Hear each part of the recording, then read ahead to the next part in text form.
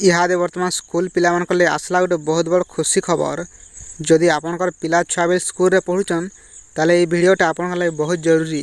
एथर राज्य सरकार छात्र छात्री मानकर स्कूल जीवार खर्च बहन करबा नहीं योजना करुछन। इथिरे छात्र छात्री माने केते टंका पाइबे आरु केन केन माने पाइबे आजिर वीडियो रे पूरा इन्फॉर्मेशन जानमा। वीडियो के लास्ट तक देखुन। जदि हमर चैनल नुआ अछन वीडियो के गोटे लाइक करी चैनल के सब्सक्राइब कर दऊँ। 30टा जिलार 35,670 जन छात्र छात्री पाइबे यह सुविधा। राज्यर बहुटे जिले में सरकारी स्कूल जनबसती बहुत दूर रे थिबारु छात्र छात्री माने अधारे पाठ पढ़ा छाड़ी देथिसन।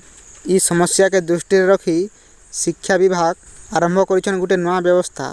छात्र छात्री मानकर उत्साह बढ़ावार लगी स्कूल जीवार आसबार खर्चा बहन करबे राज्य सरकार।